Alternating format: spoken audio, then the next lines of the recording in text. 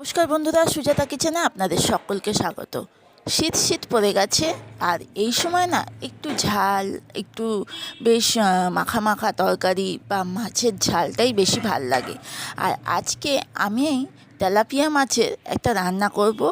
এটা ঝালও নয়, কিন্তু চলো রান্নাটা দেখি। বাড়িতে যদি গেস্ট আসে না, এরকম কিন্তু রান্না করেই দিতে পারো, দুর্দান্ত লাগে খেতে।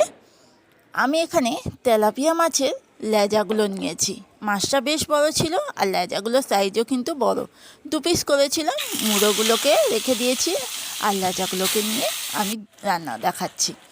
লেজাগুলোকে একটু ভাজতে দিয়ে দিয়েছি। তারপর আমি চলে এসেছি শিলনোড়া নিয়ে। শিলনোড়ায় আমি সর্ষে আর পোস্ত সম পরিমাণে দিয়েছি।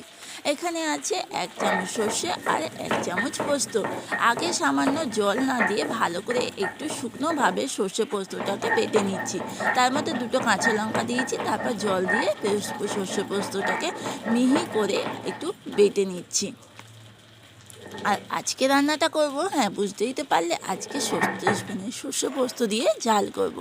শীত পড়ে গেছে না, এখন একটু ঝাল টাল খেতে বেশ ভাল লাগে। আর ধনে পাতা দিয়ে এই ঝালটা কিন্তু ভালোই লাগে। মাছগুলো বেশ ভাজা হয়ে গেছে, 2 পিঠটা বেশ লালচে লালচে করে ভাজা হয়ে গেছে তখন মাছগুলোকে আমি তুলে নিচ্ছি। এবার ওই তেলের মধ্যে ফোড়ন দিয়ে দিচ্ছি। আমি 1/2 চামচ কালো জিরে দিয়েছি ফোড়নে। কালো জিরেটা একটু নাড়াচাড়া করে নিয়েছি। তারপর আমি এতে দিয়ে দিচ্ছি পেঁয়াজ।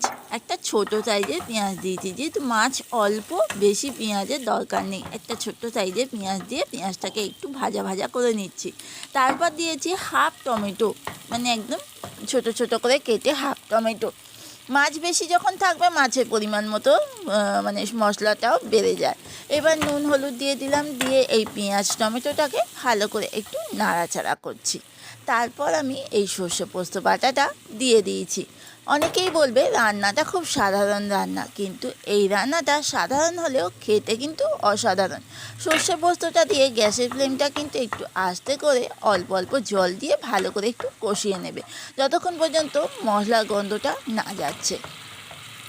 বেশ সর্ষে পোস্ত দিয়ে মশলা বেশ এখানে তেল ছেড়ে দিয়েছে, দেখো যখন ফুটছে বেশ তেল ছেড়ে দিয়েছে, তখন আমি এতে আর একটুখানি জল দিলাম। মানে ওই শিল ধোয়ার যে জলটা রেখেছিলাম ওই জলটুকুই দিয়েছি, এক্সট্রা কোনো জল অ্যাড করিনি। এরপর আমি মাছগুলোকে দিয়ে দিচ্ছি। আর এই মাছগুলোকে দিয়ে একটু ঢাকা দিয়ে এপিট ওপিট করে একটু ঢাকা দিয়ে রেখে দেবো, একদম গ্যাসটা আস্তে করে। আর তার মধ্যে একটু চেরা কাঁচা লঙ্কা দিয়ে দিচ্ছি, আর একটু ধনে পাতা দিয়ে দিচ্ছি। মানে এই চেরা কাঁচা লঙ্কা ধনে পাতা দিয়ে ঢাকা দিয়ে দিচ্ছি।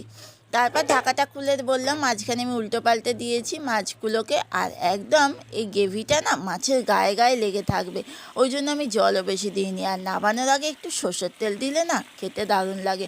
আমি আবার আর একটু ধনে পাতাও দিয়েছি। আর সত্যি বলছি, গরম ভাতের সঙ্গে যখন খাচ্ছিলাম তখন কিন্তু দারুণ লাগছিল। কাদের কাদের এরকম ঝাল ঝাল মানে মাছের রেসিপি ভাল লাগে বলো তো? আমার তো বেশ ভাল লাগে। আর তেলাপিয়া মাছের তো অনেক সময় ঝোল ঝাল এইসব খাই, কিন্তু আজকে একটু সর্ষে পোস্ত দিয়ে এই ঝাল ঝাল রেসিপিটা কিন্তু দারুণ। আর তোমরা একবার কিন্তু বাড়িতে ট্রাই করতে পারো। এই রকম একটা রেসিপি থাকলে না ভাত খাওয়া হয়ে যায়, বা বাড়িতে যদি কোনো গেস্ট আসে এই রকম বানিয়েও দিতে পারো।